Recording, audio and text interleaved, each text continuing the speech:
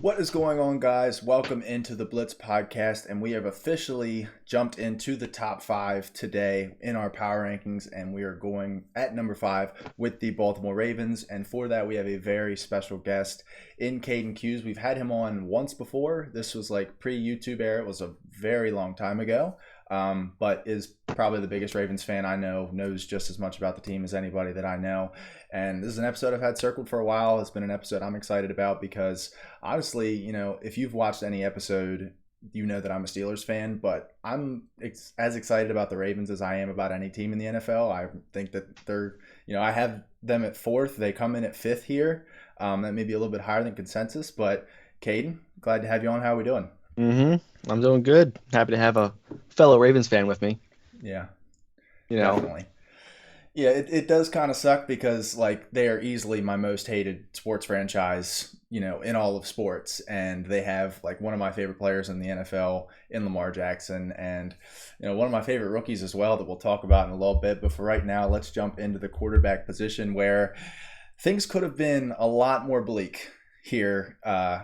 Looking back a couple months ago, the whole Lamar Jackson contract saga where we had the trade request. It was a fake agent calling teams and stuff like that. That whole thing. Yeah. We had the That trade was funny. request. He had some other thing going on another team. I think it was with the Dolphins or something. But he was an agent for some other person on another team. Well, and then It it was was hilarious. all a publicity stunt of to sell I can't even remember what it was, but then he requests the trade. Then the Ravens place that franchise tag on him, where it's the non-exclusive tag, where he can sign anywhere. But and then the Ravens have a chance to match it. Nobody ended up making any offers, to a lot of people's surprise. And then Lamar comes back here for at least for a few weeks, the most money in NFL history. And like I said, for a while, it kind of felt like it wasn't going to happen. I was like, Look, no, finally, it's okay. over. For a while, you thought it wasn't going to happen. I think a If you lot of remember, the entire time, I told you he's not going anywhere. you told me, The but that whole doesn't mean time. that everybody else. I think most people kind of thought, with all the turmoil, the trade request, all that, it did kind of feel like he was unhappy in Baltimore for the first time in a long time. I remember telling you when the trade request came through that the difference between before and after the trade request was before it was, look, we can't find the right number and we're just not matching up contractually, whereas now it's I don't want to be here anymore. We've gotten to the point now where this can't be fixed. Obviously it was fixed and you're very happy about that, but now that he's here, you are getting one of the best quarterbacks in the NFL when he's healthy. We have him ranked at 6th. And I'm just going to kick it to you. Do you think 6th is fair? Obviously you're much more excited about having Lamar here than not having Lamar here, but what are your thoughts? 6 is fair. I don't know who's above him. Who else do you have? Who's top So 5? revealed, we have Josh Allen and Justin Herbert. If you do some math on the teams that are So I'm remaining, assuming Joe Burrow and Mahomes and Aaron Rodgers maybe. Aaron Rodgers has been revealed. He's at 7th. So who's the other one? Think of the best You teams gotta, in the you NFL. gotta tell me. I can't Oh, reveal it, Jalen. dude. Okay. You don't have Jalen Hurts above him, do you? He's Dude, not 20. I'll tell you this: Jalen Hurts is not 26th, which is the other remaining spot. Jesus, man. All right, let's take a look. Let's take a look at where everybody else had him. I would take this back if I did it again. I don't know why I had this like this. I had Jalen Hurts one spot in front of Lamar. I don't know why I did that. In fact, honestly, I had Jalen Hurts at 4th. I would have probably put him at 6th or maybe even 7th. Kane had Jalen Hurts 2 spots in front of Lamar. Mitchell had Jalen Hurts 1 spot in front of Lamar. And Tyler had Jalen Hurts 2 spots in front of Lamar. So consensus. Well, Tyler hates the Ravens in every single way imaginable. I And don't think he Kane. hates the Ravens. Maybe. Kane does. I think Kane does a little bit. Tyler has, okay, so, and then we'll, just for the sake of it, we're already here, and you already know what the ranking is. I had the Ravens at 4th. Kane had the Ravens at 4th. Mitchell had the Ravens at 11th. And then Tyler had them at 8th. Mitchell had the Seahawks in front, the Cowboys in front, Niners, Jets, Dolphins, Chargers, just to name a few. Definitely think that's interesting. We'll probably talk about that a little bit more when we wrap up here, but so the one thing that is honestly a little bit the most optimistic is now you have the playmakers and you also have a new offensive coordinator to help promote a more pass happy offense here. Do you think that, with the whole deep ball narrative, or the outside the numbers narrative rather, like I did some looking at his like the little passing heat maps and like where he's the most accurate, it was actually all down the field. He was either right at average or really far below average. But like right in the middle of the field, he's above average by a good bit. So I think, do you think the outside the numbers narrative is unfair? I know we've argued about this like 100 times. I don't know. If you would have asked me this last season, I'd have said probably not. But I have been watching the live stream practices, and whenever they take a deep shot down to the sideline, he doesn't hit it that often.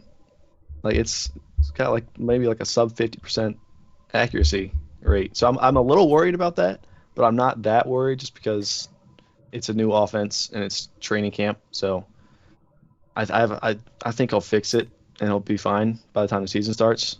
But it's not completely unfair. Yeah, I think I agree. It's not completely unfair, but like obviously the Lamar B, like the whole thing with that, I think that obviously goes a little bit too far because I think, if you take away his running, he's really not like the worst passer in the NFL. He's obviously not at like a top 5 level or anything like that where he is with his running ability, but just the combination of the two obviously makes him the player that he is. I think that he is the best rushing threat as a quarterback in the NFL. So, and like you're not going to get any better than that as far as running the ball. I mean, you have guys like Justin Fields and like Jalen Hurts. I think like all the people comparing Justin Fields to Lamar as a runner are insane. I don't see that at all. Okay, well, I mean, he has. Do you think he has more straight line speed? Because I do think Lamar has lost a step in the last couple of years. Well, and that's the other thing is like when he was coming out, he's still shifty, but I don't think he's as fast. Well, and the other thing is like I haven't like whenever I think of Lamar running, I think of that Bengals game where he like got free and he hit that spin move, and I like think that there's 0 players in the NFL currently that could like elude all of those tackles consecutively and do that. Like, I think Lamar Jackson, obviously, it's a little different because he's a quarterback and he gets a little bit more open space. But I think Lamar is like one of the 4 or 5 hardest to tackle players in open field in the entire NFL, regardless of position, running back, wide receiver, whatever. Like, Lamar is that elusive and that quick. I never saw like blazing speed with Fields. I just kind of always saw him like, oh, look, he's now like just big. These big runs would happen, but he had like multiple games in a row where he had like 50+ yard runs. Yeah, it was insane. Like he went on that big run, and he, just as far as gamely totals as well, he went on like a 4 or 5 game stretch where he ran for over 100 yards. But I still think Lamar is a better runner than him. Like also like the Anthony Richardson stuff is kind of like the comps are there. I see more like Cam Newton style just because he's bigger.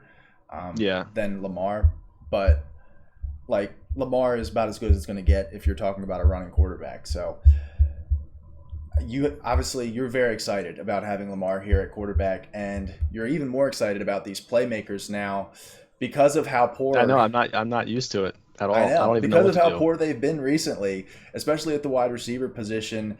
You go and make big upgrades this offseason, namely Odell Beckham Jr. on a 1-year deal. You bring in Zay Flowers, the 1st-round pick, who you and I are both like maybe even insanely high on. You also have Rashad Bateman here as well. Maybe a little too high, but that's fine. Maybe a little bit. Another former 1st-round pick from 3 years ago now. 3 years ago, right? Yeah, this is 3rd year. Yeah, this is year 3. So he's struggled a little bit with injuries and stuff, so you're hoping you can get him back to full strength. Another guy struggled with injuries, J.K. Dobbins, 2nd-round pick in 2020. You really hope you can get him back to full strength as well. And then you have one of the 2 or 3 best tight ends in the NFL in Mark Andrews, who, like, especially if you're talking fantasy, I think obviously takes a step back this year because there's just going to be, while there is more passing volume going on, it's not going to be hyper targeted towards Mark Andrews like it has been in previous years where, wide receivers. Mark Andrews does worry me a tiny bit because if you hear all the stuff coming out of training camp, he sounds upset. Really? I don't know if it's the scheme or Lamar. I don't know what it is. He just doesn't sound like you saw with the Washington practice. He body slammed a dude. Just I letting it mean, I don't out. know. Yeah, I don't know where that's coming from, but I don't know. I feel I feel like he's not going to have, you know, the season that we're expecting of him. Well, yeah, and like he's been the quasi wide receiver one here for the last 2 or 3 years because there hasn't been that guy at the actual wide receiver position to play that, and his targets I'm almost certain are going to take a hit, even if they throw the ball 20%, 30% more than they did last year. You now have, if as long as they're healthy, you have three options on the outside, whereas in years past they've had like zero. Don't forget about Isaiah Likely. Yeah, and you've also got It's Isaiah good. Likely on him Isaiah as well. Likely is really good. We don't have the fantasy right up here, but Kane did that, and he even said like made kind of a lot of the same points of, the wide receivers emerging here plus Isaiah Likely behind him. This could be like a almost a recipe for disaster for Mark Andrews. A lot of the things around him are getting better, and while he's still at the top, like I still think he's the best playmaker here. He's just not going to be able to produce at the same level as he did in years past, and that's because of this wide receiver room. Zay Flowers, our guy, like Zay we think Flowers is going to be so good. could emerge as the wide receiver one here in, oh my god, dare I say it, a stacked wide receiver room. Dare I say it? I like to hear Um, that. I like to hear it. and honestly, I think not to like jump on those guys, but more so because I think that both of those guys missed a few games throughout the course of the year between Odell and Rashad Bateman. Neither one of them have played a full season in a very long time. I actually I don't know. did a little. I feel like I really do think Odell's gonna play more games than you think, and he's I think he's gonna be better than you think. Like I don't I know. was watching a podcast with Marlon Humphrey, and he said that like during like the first couple weeks, it felt like Odell was taking it easy on him, and Marlon was like, "This guy's not doing anything. What are we paying for?" But then apparently he stepped it up, and he's like blown away at how good he looks. And I do think that's fair. I think, dude, I'm telling you, Well, I he think looks yeah, faster. a For like healthy Odell. for a guy that's torn his ACL twice, he's still really fast Yeah, and I'm and gonna want to smooth. see it week. I'm gonna want to see it week one because Odell's always been smooth and he's always been fast. But the concern has been, you tear your ACL twice. Usually, you're gonna lose a step. I mean, we talked about that with Lamar, and he hasn't had anything near the severity of injuries that Odell has had. So again, like I'm gonna want to see it week one, at least for a few weeks. See him. I think he's also like, even though he's had a year off, I think he's gonna need some time to get up to NFL speed again. It's been a while for him. So like I don't think he's going to come out the gates, lighting it up for 8 or 9 catches. I think it's going to take some time. But if you've Oh got yeah, I don't Rashad think Bateman here really as anyone well, expects that out of. We don't really need that from him because yeah, Rashad Bateman. I mean, I said it when we first drafted Zay Flowers. I thought Rashad Bateman was still the best receiver on the roster out of all three of them. I you don't starting to know question about that that? now just because Zay Flowers is ridiculous. I think that Bateman projects better as a two, just like long term here. I think he projects better as a two, and Zay Flowers is your one because Odell obviously not going to be here long term, 1 year deal. He's even talked about saying that he's playing this season as if it was his last. So, even if you get one more year out of him long term, he's not going to be here. But these two should be here long term. And I just think Bateman's skill set projects better as a number two, especially if you can get number one production out of Zay Flowers. I think Bateman's good. I've been targeting him in all my fantasy drafts because of how low, at least on Sleeper, at least how low his ADP is. Like, there's zero players that were drafted in the first round that are in this good of an offense that could very well emerge as the wide receiver one going that late. So like Bateman is a target for me. I actually in one of my leagues drafted both Zay Flowers and Rashad Bateman, which I never thought I'd say I drafted not Wow. one but two wide receivers from the Ravens in the same draft. Don't really know how that's going to work out for me. I think See, my plan is just I to have one would of them work like out. okay, when you say Bateman projects as a number one, or I mean as a number two more, do you mean like a X receiver Well, because or a slot guy? Like, because the do you X think receiver Zay is plays in typically the your number slot? one because he's not going to be on the outside, at least not year one. Yeah, that's I what I'm mean, saying. I think he can beat press coverage at least to get by, but I don't think he's going to do it consistently year one. Yeah. So I mean, Zay Flowers might get more volume, but I don't really think that makes him the one. Yeah, and that's because kind of the thing. Is long term, I think Zay could become the one. Like once Odell is gone and you don't have a perimeter receiver again, you find a slot receiver and you move Zay outside. He builds some strength a little bit so he can be a little bit more pressed and stuff like that. But I don't know. I just feel like Bateman. I don't feel good about them as if he's the one. I feel a lot better if he's the two. Yeah, but if Odell is Odell, Yeah, then and then that happens. neither one of them have to be the one. And even if you get like Rams Odell, I mean, I think it's been a long time now. Odell was No, tearing it up down I the think stretch.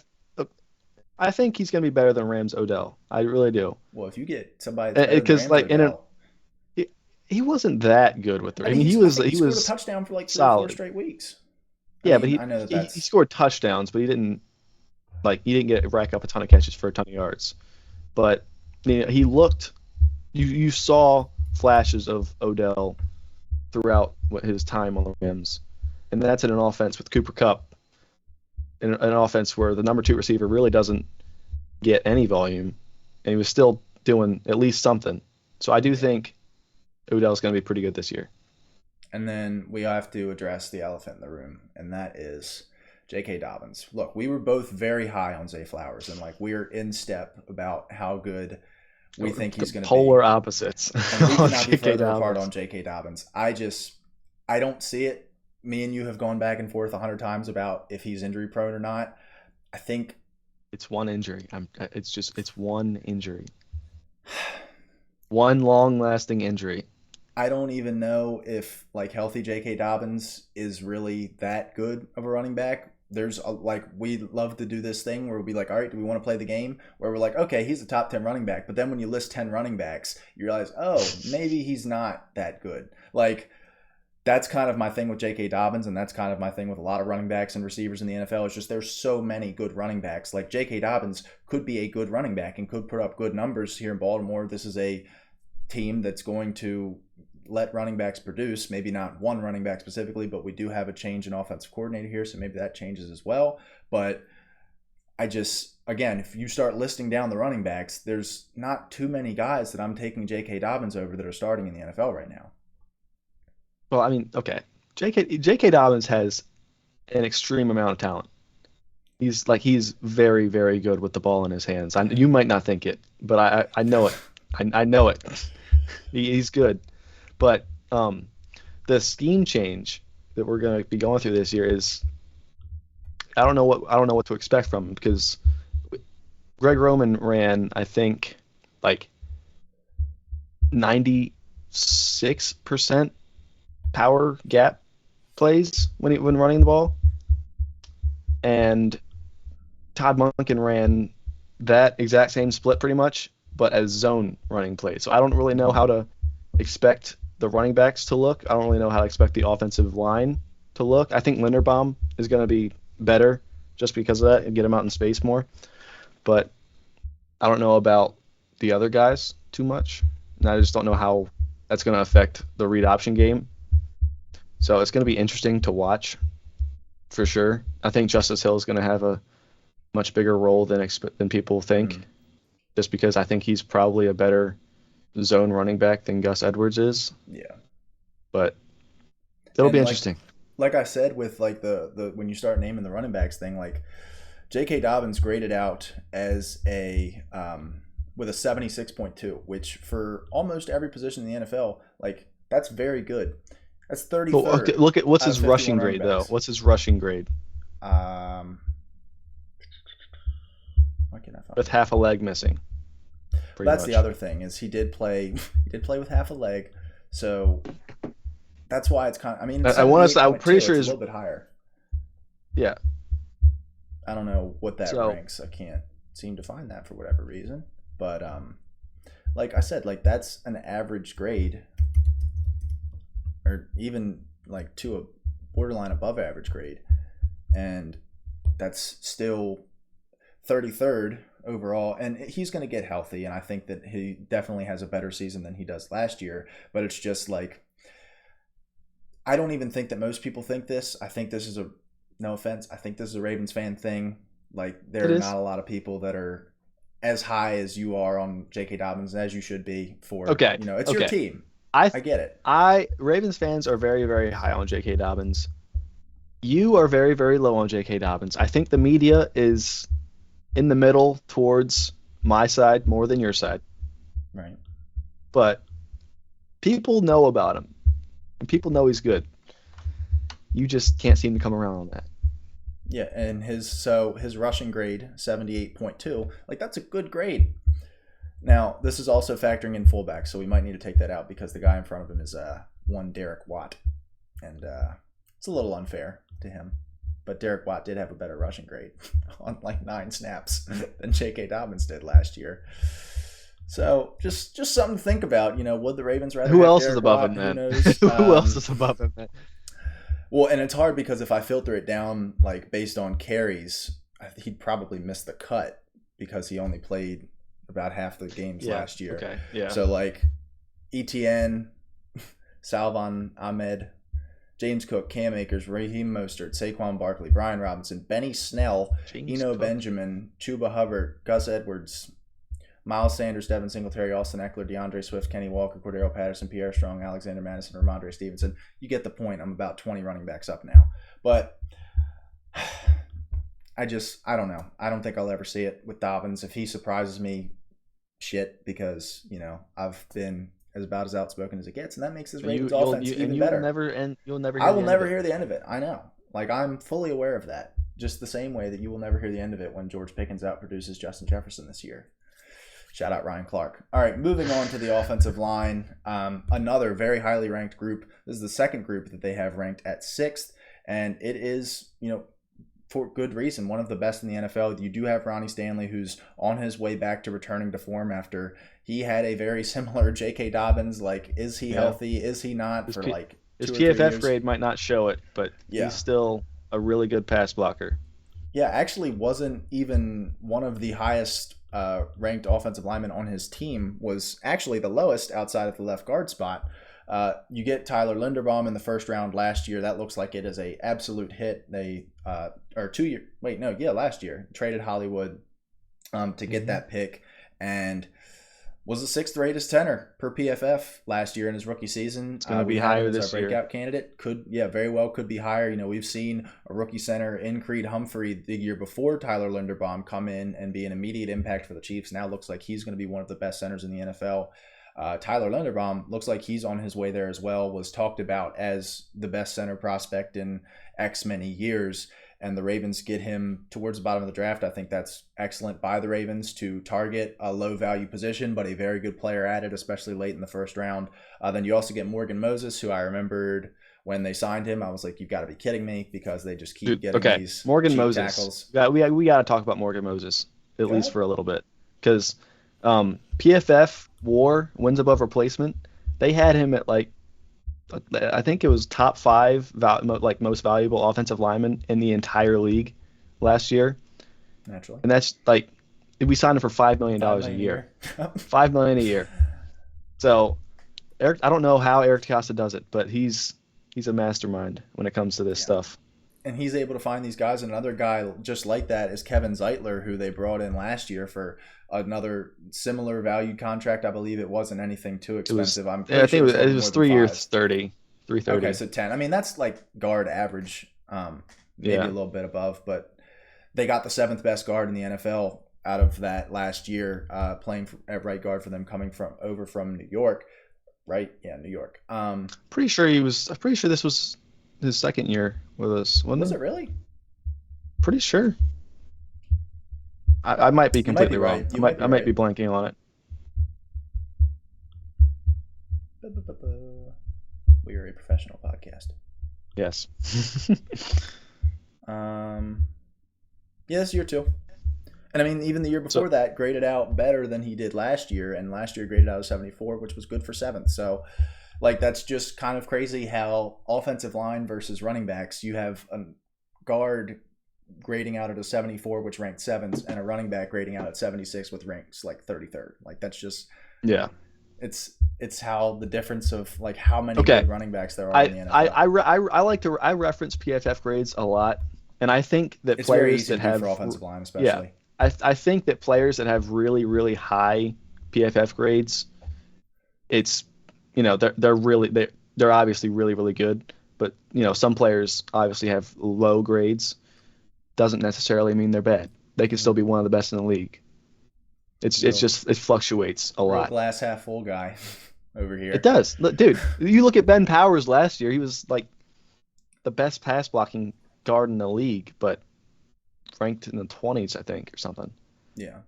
So, I mean, overall, you saw the contract he got. It was Yeah, it we was. could never, we could have never Yeah, you afforded would have that. never ever done that. You're just gonna go find some, middling veteran, Sixth and round, he's sixth gonna round rookie. either that or It's, yeah. it's gonna be All right, good. here we go. Here we go. Ah, Malai Sala, Malai Salah, Malai Sala, Amuvai Laulu. Lalu. Um, Congratulations. He's looked pretty so good. yeah, sixth round guard. You're a little worried about that because he's a sixth round rookie and he's coming in to start here. Kind of means the Ben Cleveland thing's done, right? Like he's Yeah, I mean, we all saw the first play of the preseason game yeah, with Jalen Carter. We all saw that, but that was overall, rough. he didn't. He played good in that pre. Hmm. He really did. He did play good. So I wouldn't count him out just yet. Yeah, I It's would going to be an interesting almost be uh, surprised. camp battle. But Yeah, who's the other like guy? that is the There's only one other guy Simpson. I think Sam it's John. Mustipher. Yeah, Oh, and yeah, John that was Simpson. I knew that was his name. yeah. We signed Mustipher as like a backup center, but I think he could still play guard. But yeah, John Simpson. So we have a bunch of Didn't bodies that could play didn't there. Makari play guard or did he play center at some points? Or am I just like completely off He's here? played He's played every Yeah. position on the line, every single Huh. one. I'm surprised they haven't filled him in here. Because I mean, if you're trying to get your best five on the field, I feel like Makari is definitely one of the best five. And if he's played guard before, I mean, maybe they're just Yeah. trying to see what they got. I've seen like even like some like people that are just trying to make content and be like before the season trades, and Makari was like one of the options was like some team trading pick for Makari because he is deserving of a starting spot in the NFL, and if he's not going to start here, I think the Ravens should try and get value from him, even though you do have an injury, Yeah, dare I there's no say, way we're injury gonna get prone rid of him. Ronnie Stanley and an older tackle in Morgan Moses, so you need But that depth, and I understand that, but the Ravens know all too well about how bad offensive line injuries can kill a yeah, season. just And there's no way we're overall gonna let that injuries. happen.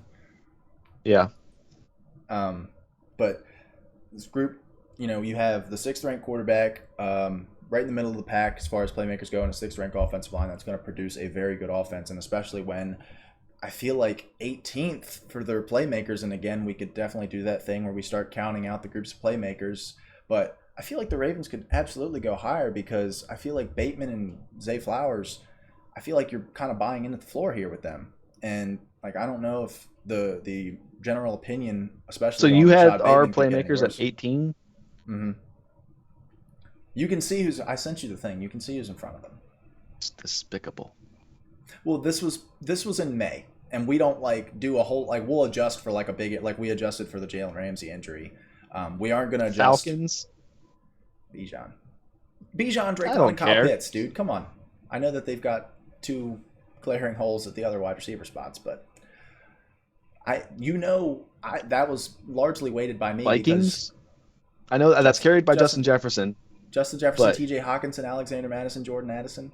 It's a solid group. Alexander Madison, Could he he's not not good. outproduce Okay, J.K. look, Dobbins? no. I promise you, he is not going to be good. He averaged less than 4 yards carry last year. You know that? I know that. They have Justin Jefferson and T.J. Hawkinson, and I feel like that's kind of the tiebreaker. And I mean, if Jordan Addison, I think there's definitely a world where Jordan Addison Yeah. Okay. is Look, better than Bateman or Jose the Flowers. Vikings playmaking core is better than the Ravens. I give you that. But what? 11 slots better? I don't think so.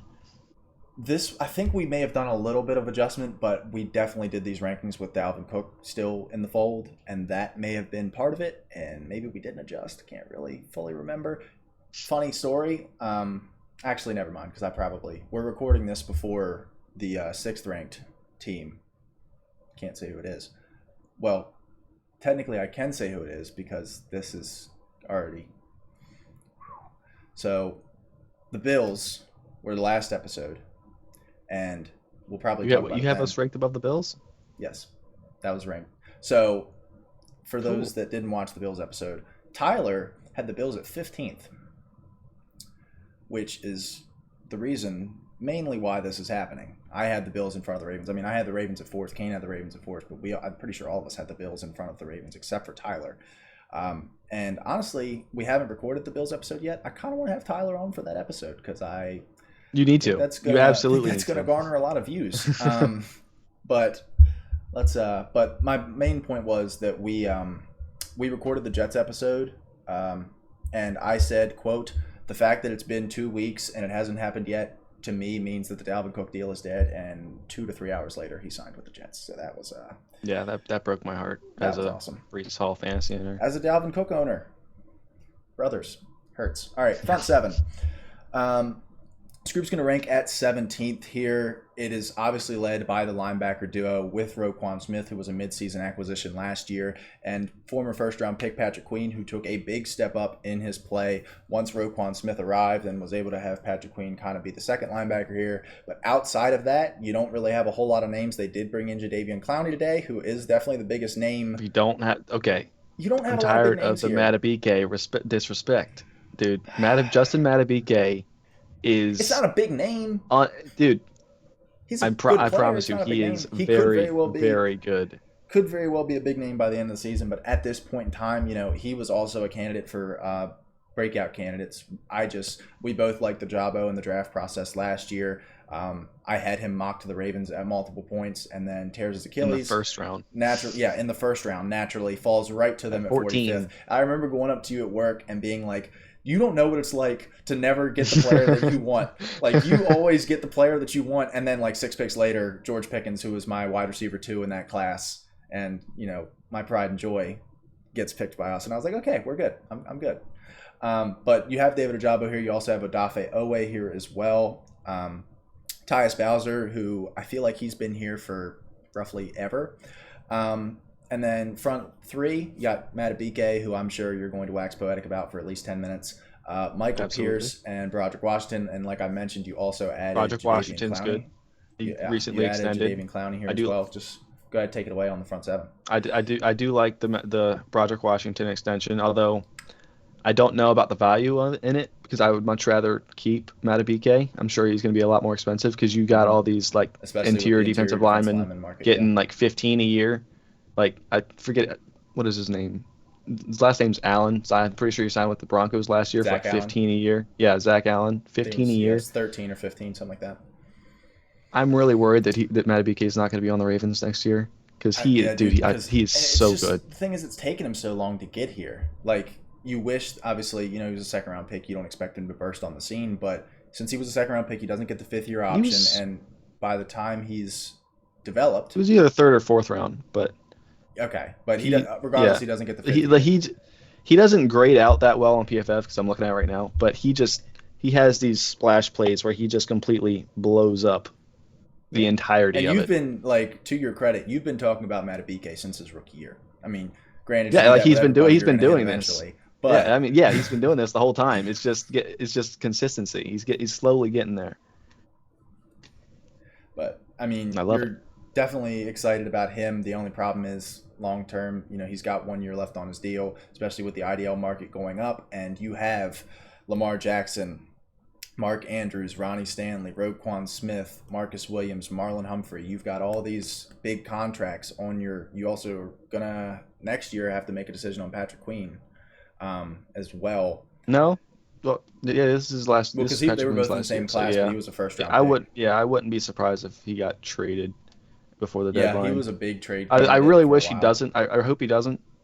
Well, I also think it's going to depend on where you're at in your season. Like if you guys, it really depends on how good he. Because the better he is, the more unlikely it is we're going to trade him because odds are that we'll just get either a second or third round pick. And if he ends up being really good, then he'll probably sign for, 17, 18 a year, and we'll get that same value in a comp pick. Jesus Christ, man. 17, 18 a year? That's like top 5 inside linebacker money. Tremaine Edmonds got that with the Bears. And they're similar players. Yes, and somebody else. Teams are stupid at times. Teams are stupid, but Very. I think the Bears is obviously a conversation for another day, but I think the Bears were a.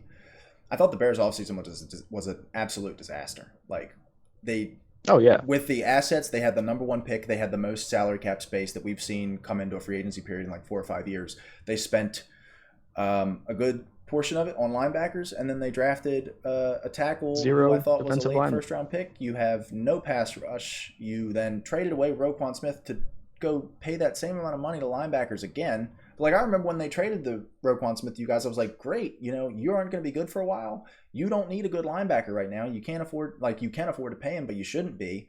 Good job. And then they go and sign two linebackers for that Go same right out money. and sign another linebacker. Jesus, like Two linebackers. And anyway. what is it? TJ Edwards, I think. He's probably better than Tremaine Edmonds for a third of the price. Yeah, I was about to say. But this edge rushers, you don't have an alpha here, and that's kind of the problem. Like they still ranked, I believe it was either 17th or 16th in pass rush last year, and you're returning a lot of the same guys. You're adding Clowney in here as well, but you're also really adding Ajabo in here as well because he only played like a game and a half. The Justin Houston departure is gonna really hurt us a lot. Do you think Clowney can fill that in? No, absolutely not. No, dude, Justin Houston he was good. So good. What did he finish with? Like 9, 10 sacks, something like that. I think it was 9, but he didn't play that many snaps. His pressure rate was insane. It was top 5 in the league. Well, I can definitely see them doing something similar with Clowney here. Just keep him fresh, put him in on rundowns and stuff like that. But he's not like similar. Yeah, Clowney's snaps, more of a but different role, run fit guy. Yeah. And so you're not sending him out there on. Ajabo is going to be the one that's going to be asked to fill that role from Justin Houston. And I don't know how well he's going to be able to do it. I mean, I'm very optimistic about him. Who do you think the best edge player is this time next year? Who do you think the best edge player is among this group? It depends. Like if Ajabo takes a step, then it's obviously going to be Ajabo. But right now, it's Oweh or Bowser, and Bowser's underrated. Bowser's really good. I agree. Like you're not super excited about him, but like. I feel confident in the Ravens' ability to generate pressure, even without superstar edge rushers. They did have Justin Houston last year, who kind of played like a borderline star last year, even though I guess his name. All right, borderline Pro Bowler. Yeah, definitely. I mean, he produced like that, so credit. He should have made the Pro Bowl. I'm honestly surprised he didn't. If when Tyler very Huntley's disappointed making Pro Bowls out here. Keep him. I feel like I still don't know how that happened. Yeah, but that pretty much does it for the front seven. Unless you have anything else you want to mention. I know we didn't really cover Ajabo or Oweh. We can't forget about Travis Jones. I think he's going to take a big step this year. Completely forgot that he's here.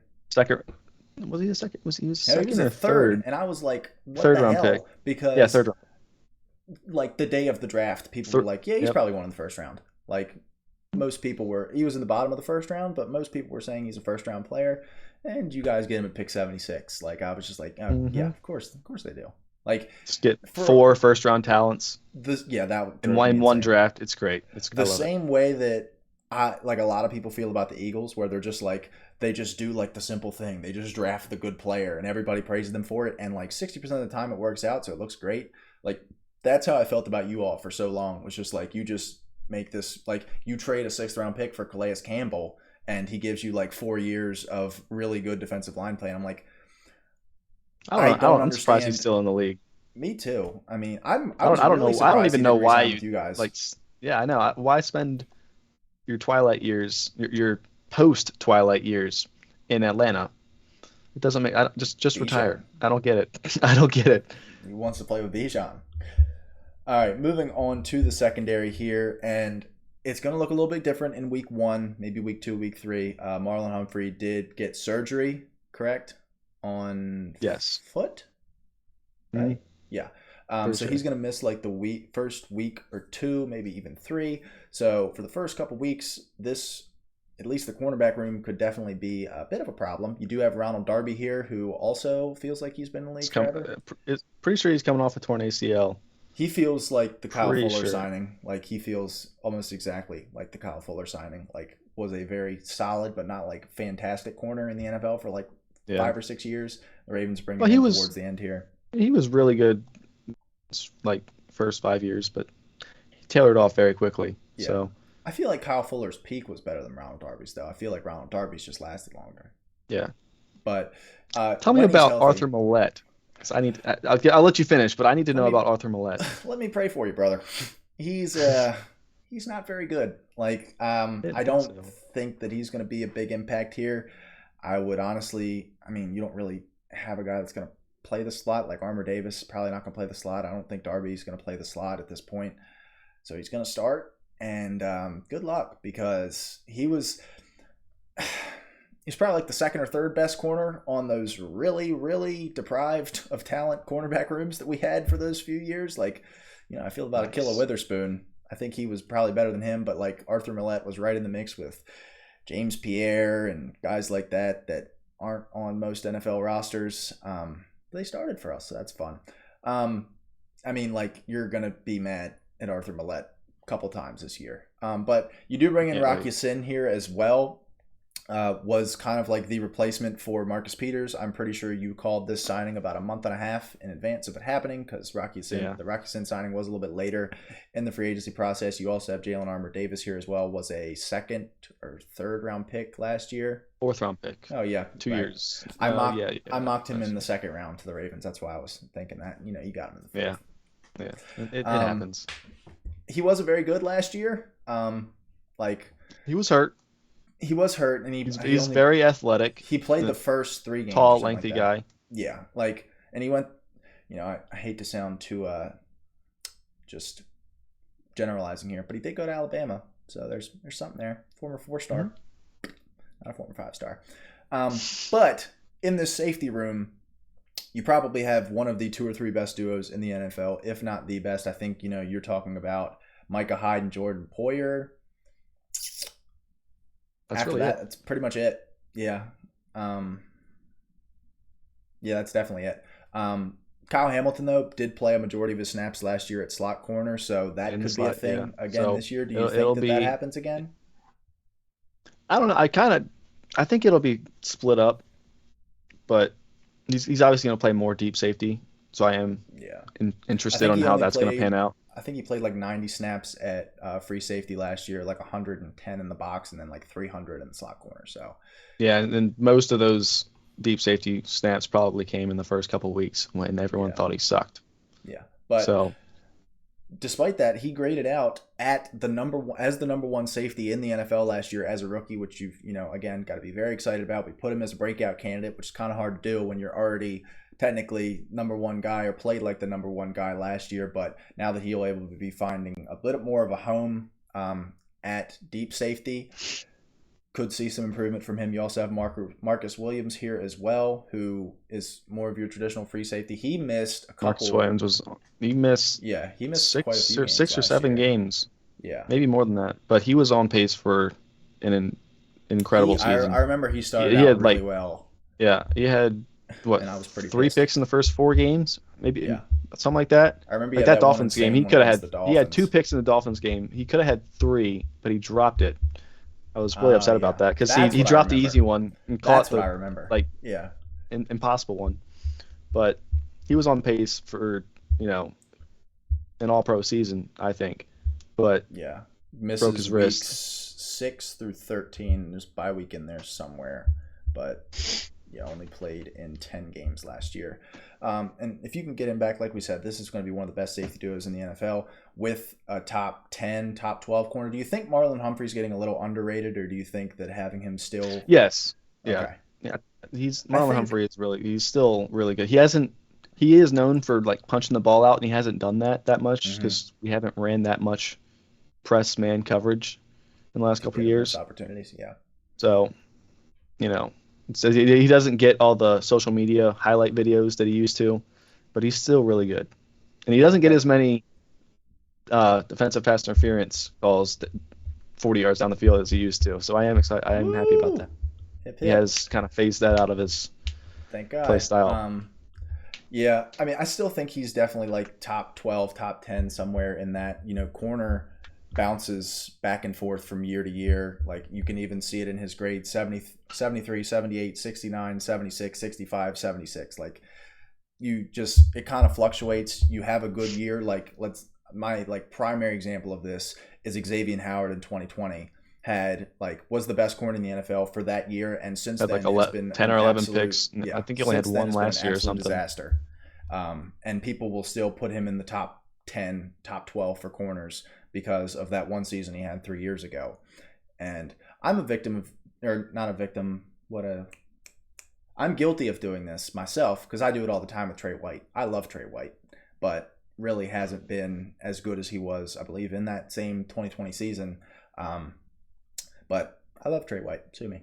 But yeah, this is their third ranked group that ranked at 6th with the quarterbacks and the offensive line. So another going to be a strength of this defense as well. So we're going to move on to the coaching staff where they rank at 9th. They were actually tied with Pete Carroll and the Seahawks, but I gave the tiebreaker to a Super Bowl win and a Super Bowl appearance versus John's just Really? I mean, John Harbaugh has had a couple more losing seasons than Pete Carroll has in Seattle. In fact, I mean, That's fair. Seattle's maybe had like 2 since he got there, and I think they arrived around the same time. I think Pete Carroll was like 2 or 3 years behind Harbaugh. But 11 winning seasons in 15 seasons for John Harbaugh like doesn't get the same hype that a certain Mike Tomlin gets, but still pretty good, pretty serviceable, I guess. Dude, you ask anyone top 5 head coaches, Harbaugh and Tomlin are back to back pretty much every time. It doesn't matter which one you have first, but we don't have the top 2 revealed, but 3rd is Bill Belichick. We have 4th Mike Tomlin. 3rd, dude, I do think Bill Belichick's starting to be exposed as not one of the great coaches that everyone thinks he is. They were the number 1 defense last year. Yeah, but he hasn't done anything without Tom Brady. He hasn't really had any quarterback play. That's the thing. Is what he's supposed to do and what people thought he would do, he's done. This defense has been phenomenal since Tom Brady left. I'm not trying to hate on Bill Belichick. I do think he is one of the greatest coaches of all time. But if he is, no, I think Andy Reid is probably the greatest head coach of all time. Wow, really? But I think you're going to need to see more rings. If Bill Belichick doesn't make at least one more deep playoff push in his career, I think you kind of have to start having a conversation. I mean, Andy Reid has had Patrick Mahomes, and we'll see. I don't know if Andy Reid will play or Patrick Mahomes will play for 20 years and, have that kind of success, and I guess we'll see on that. But Andy Reid has 2 Super Bowls. Belichick has 6. Belichick had Tom Brady, but Andy Reid does have Mahomes. He doesn't had him for as long, and that's kind of the thing. But I think we won't be able to make that decision. I think until Andy Reid will probably get there. He will probably get at least 2 more. The same argument that you make about Bill Belichick and Tom Brady is the same argument that you can make about Andy Reid having Patrick Mahomes, and even with those Eagles teams, he had Vic and he had McNabb. Look, I forget what the winning percentages is, but Belichick's like sub 50% without Tom Brady.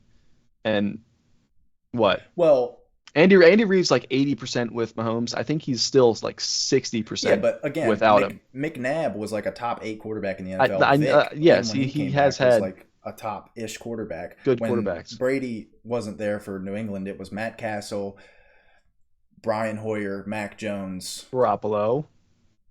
For 4 games of Garoppolo. Yeah. Back to John Harbaugh, though. But we do have Tomlin at 4. We have, for all the people reading or that can't see, I guess, and you, I guess, Sean Payton, Brian Daboll, Sean McVay, and then Pete Carroll, and then John Harbaugh. I definitely hear you out if you thought that Daboll's too high, but I think that we are all bought into the culture that he's got there, plus the offensive stuff. I mean, that team is not good, and they won 9 games last year. So, if there's a reason why you're high on the Giants, it's because of that. But the other big change here, and I think that may be a little bit of the reason for the skepticism here in Baltimore, not really skepticism, but just kind of holding back, is because there's an offensive coordinator change. A lot of people are projecting it to be a good one with Todd Monken coming in here to replace Greg Roman. It's been one of the bigger talks, especially among Ravens fans and, around the Ravens, has been the more pass-centric offense that's going to be coming in here. Greg Roman is now out of the building. Going to be a lot less running the ball, a lot more throwing of the ball. And it's really going to be a testament to how good Lamar is if he can thrive in this high-powered passing level offense, or if he isn't as good, then I think the haters are Well, really, really going to come out he on he Lamar. he ran a pro style offense at Louisville, and Hmm. I think he's proven on more than one occasion that he's capable of it in the NFL. You just got to give him the chance to do it. So I got pretty high expectations for our offense this year.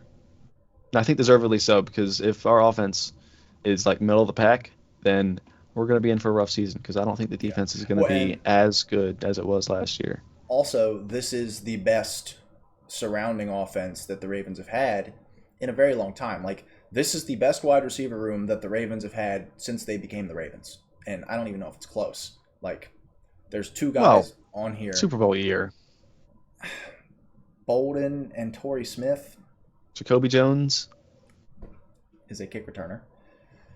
Um, not for us, he wasn't. yeah, for like those four throws a game where he was streaking down the sideline. But I digress. Steelers. I will not hate on Steelers legend Jacoby Jones.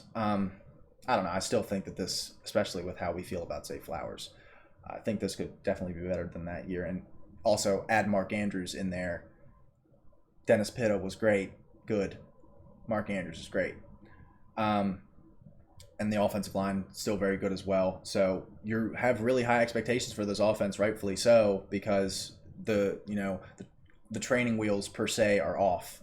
Like being a running team all the time, and it felt like this offense was dumbed down for a little bit, and that helped Lamar in the early stages of his career to help develop as a player. But now it's just like it pushed him up to the point where he is, but it's hard to get him to the next level when they kept running this offense over and over again. And I'm more excited about the Ravens offense, obviously, this year with the play calling change as well as the playmakers in here as well. Then you also have on the defensive side of the ball, you got Mike McDonald here, really screwing me up with the Mike McDaniel and Very, like very, screwed me very, up for a very minute. good first season Yeah, and he was as coaching coordinator. under Because he was Yeah. with the Ravens before, but then he Yeah, went he to was Michigan for there one for year, 6 years, came was the back. DC in Michigan, comes into Baltimore here, and really, didn't really skip a beat from losing Wink to New York, or firing Wink, I guess is more of a fair term. But like, I don't, Fired.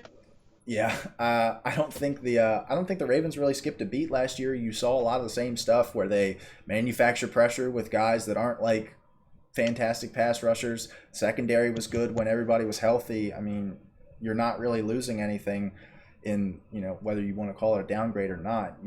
I definitely think that he's one of the better defensive coordinators in the NFL. You're not really losing anything with him there. Absolutely. Mike McDonald is very good. It might not be as good of a defense this year, but I don't think that's going to be on him. That's probably going to be more on the personnel. But Yeah.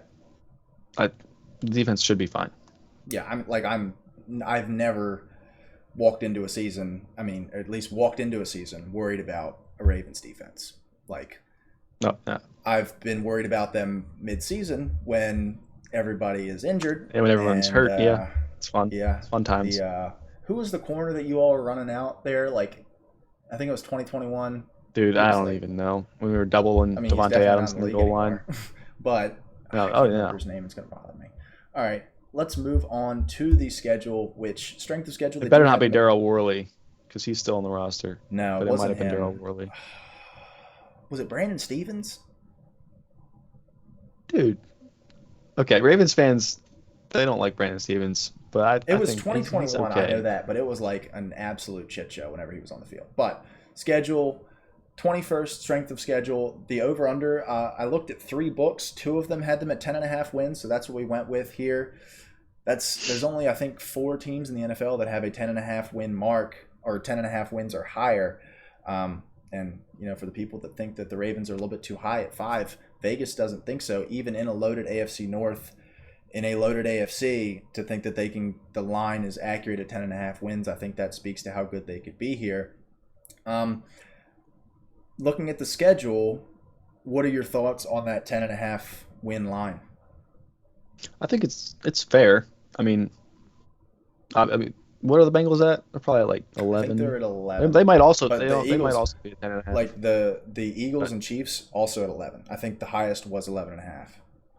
yeah, so it's fair because Vegas always usually kind of lowballs teams. They don't really have teams that are always like 12.5, 13.5 wins. Yeah, KC's at You 11 and a don't see that half. very often.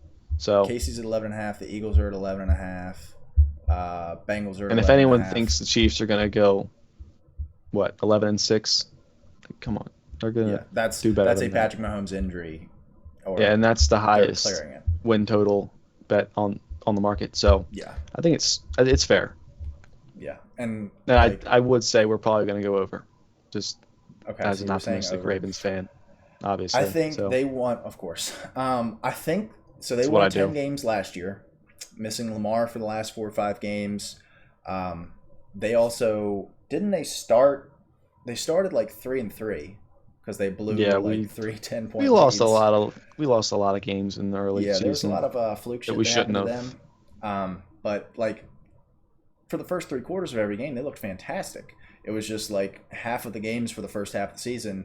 The second half was like a disaster. Like the Giants game Oh comes yeah. to mind. I can't. I think it was the Browns in one of those games. It was like raining, bad weather, No, and it was you all. Dolphins, I remember the Bills, Dolphins one was Giants. bad. Dude, I want to kill myself. Same thing with the Bills game because we were killing them and then we just stopped. And Yeah, I don't know what to think about that. that was funny. Um, I think there was one more. The Jags, that's four. I don't think we did that with the Browns. I I want to don't say know. we did, Maybe you all. Because I but mean, obviously you played them twice. So maybe you all won. Maybe that was like the first close game that you guys won of the season. I can't really remember. But so I'm looking at the schedule. The AFC North does play the AFC South this year. So for the Ravens, you got to imagine that's at least 3 wins right easy there among wins those four should teams. You be. do have Jacksonville on the road. So I think that's probably the loss there. You also get the NFC West. So that means you're playing the Niners, Seahawks, Rams, Cardinals. I think you're winning two, if not three of those Too. games. Yeah.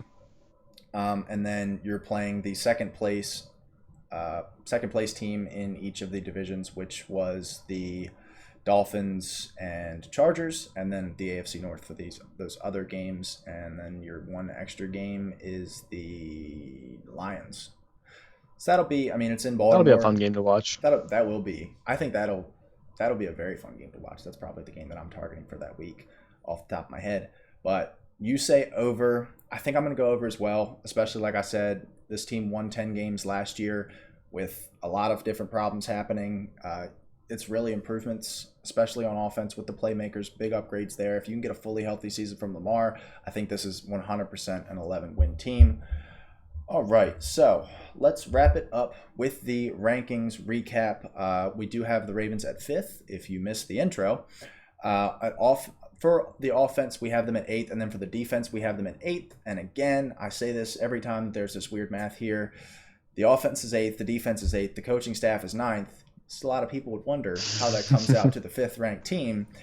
Just kind of how it happens, you know. Sometimes a guy ranks the Bills at 15th, and some other teams move up as a result of it. So just real quickly, Let's be fired. offense at 8th. Yeah, I'll cut his pay. Offense Yeah, at 8th. How do you feel about that? I like to hear it. I Yeah, mean, with our offensive coordinator not even playing or calling a single season yet, I'm happy with it. yeah. And then So we'll see. defense at 8th as well. Personnel wise, yeah.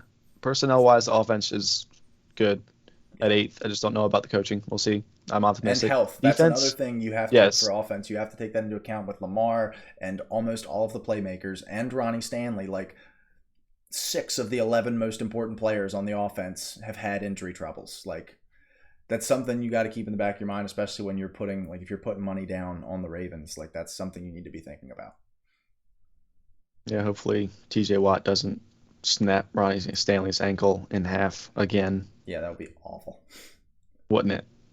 I'm sure you think so. No, it didn't happen. He Takes didn't him do out for that. He didn't three do that. years. He didn't do that. It's fabricated. God, Defensive ranking. 8th. How are we feeling? Oh, I think it's more than good. I mean, with the personnel that we have, you would think it would be lower. I was about to say, do you The, think, are the, you saying that because you're like, oh, cool, eighth? I didn't expect yeah. that. Or like, do you, like, if you were Well, ranking them, do you think eighth is too high? no, look, our defense was in very, very good last year, and I don't think the departure of Marcus Peters is going to be that Well, hurtful no. Yeah. because Rocky Sin, should not. He's not.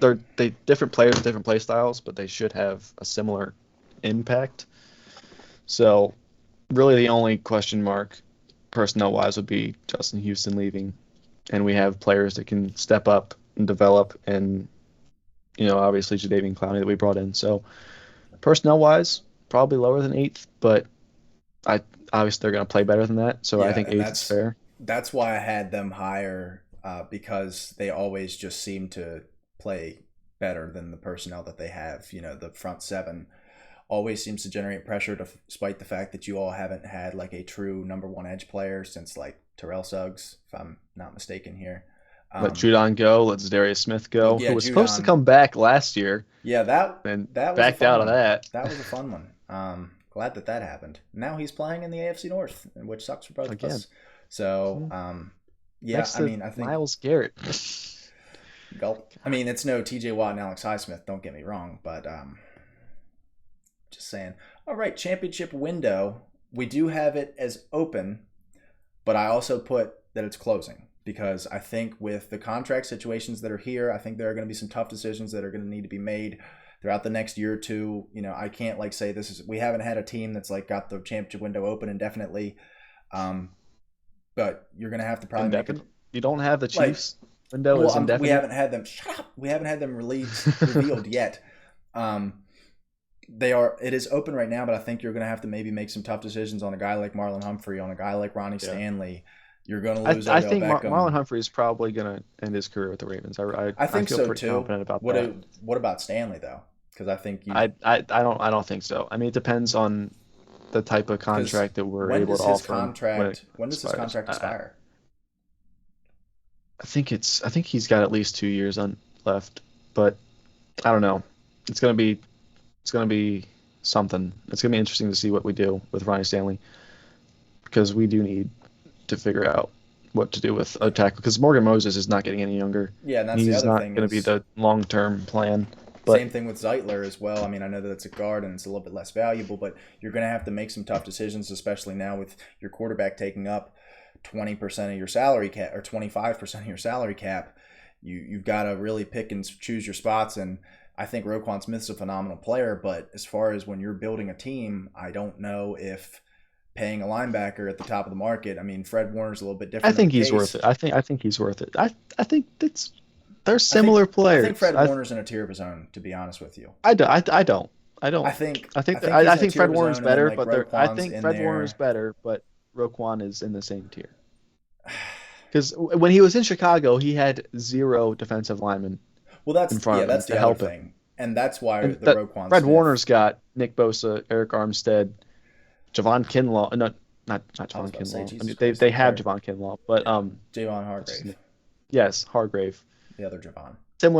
Yes, similar play styles. The But 49ers have had two they defensive have tackles named Javon. insanely good defensive linemen in front of him. So obviously, that's why Dre Greenlaw is also looking really good. It's playing linebacker for the 49ers it's Is not it an easy not? job, but it's not the hardest job in the NFL. I understand that you guys are going to scheme up a lot of pressure, but is it not a similar situation here? I think the secondary is the main difference is that he can, but like Yeah, we don't have what names do we you have have in I mean, the pass rush? I mean, it's better than Chicago's. Don't get me yeah, wrong, okay, but yeah. We don't have big names, but our they small names produce. play good. Yeah, Our they small names produce. play good. Like Um, Matabike, mhm. who's going to be so good. Project Washington, who got extended. He's going to be good. Michael Pierce coming back. Looked very, very good for that one Bailey. game that he played last year. Mhm. He's coming back, Ravens legend. Travis Jones. And then I think Ajabo, that's Dafe, Clowney, Tyus Bowser. Like, yeah, obviously the edge guys, it's no but San Francisco. Don't get me wrong, but like, really, like when you break it down as far as personnel, if we did like a actual like pass rush like front three plus your two edge rushers ranking, I think the Ravens are probably in the bottom 8 just because of the, players that are there. But Roquan Smith and Patrick Queen as your two linebackers. Like, I think Patrick Queen and Roquan Smith are your two best players in the front 7. They're both playing a linebacker. So that really helped push them up to 17th in the front 7. I'm not going to stop talking about them. I know. But it's kind of hard to quantify a championship window and because anything could happen in the next 2 years. I mean, we thought the Chiefs championship window was closing after last year when they let Tyreek Hill go and they won a Super Bowl. So, who really knows anything here? But I think open, closing soon. We did the same thing with Buffalo, and I think we did the same thing with the Chargers as well, because it just kind of feels like, the Bills especially, it's been like the last few years, they just keep taking shots at it, and they're just coming up a little bit short. Like, they're mostly healthy heading into the playoffs. I know they had a couple injuries that impacted their team last year, but just like Josh Allen's there, Stephon Diggs is there, all these guys there, and they're just losing flat out. And then the Chargers, same thing. They also have the same contract situation with the quarterbacks, where you've really got to start hitting on your draft picks and stuff like that to build the roster out, because you're not going to be able to do that through free agency or through trading. But I think the Ravens have 1 to 2 years left. I think most of your core pieces are going to be on the roster next season. But after that, then we maybe start seeing this roster getting picked apart a little bit. Yeah. But yeah, I think that's all we got for today. Unless you have any closing thoughts, are you gonna make a Super Bowl prediction, who they're gonna play in the Super Bowl, or? I'm not gonna say we're going to the Super Bowl. I mean, obviously, I would absolutely love for that to happen. What would you call a success of a season for the Ravens this year?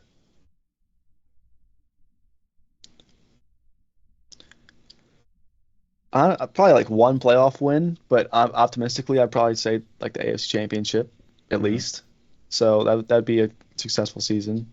And but again, obviously the ultimate goal is Super Bowl. So yeah, and with the AFC as loaded as it is, there's a world where, as good as we have them at 5th, if they win, there's a world where that's basically the AFC Championship. Yeah, pretty much. I mean, it could the matchup in and of itself. Yeah, you could very well be playing. If they end up fulfilling this as the 5th best team, the AFC playoff is going to be 4 straight championship games, pretty much. Mm-hmm. Yeah, it's going to be really fun to watch too. We're going to see a lot of very good football. If we do end up getting the 7 best teams in the AFC, and there's no imposter team in there, and we get the real 7 best in the AFC, don't even smile at me. It's going to be very fun to watch, but.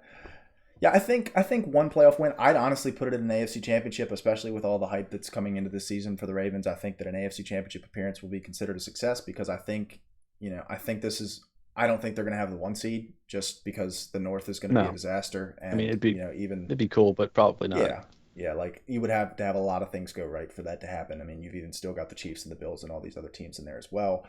But that means you're going to be playing in the wild card round, and a second round exit, to me, just kind of feels the Ravens haven't made it past there. Lamar hasn't made it past the second round yet, and I want to see them take a step. I don't want to see them take a step, but as a Ravens fan, you would want them to take a step, and that would be considered a success for me. So I think it would be AFC Championship or bust for Baltimore, which is really unfortunate when you're talking about the 5th best team in the NFL. But that's just the current climate of the AFC.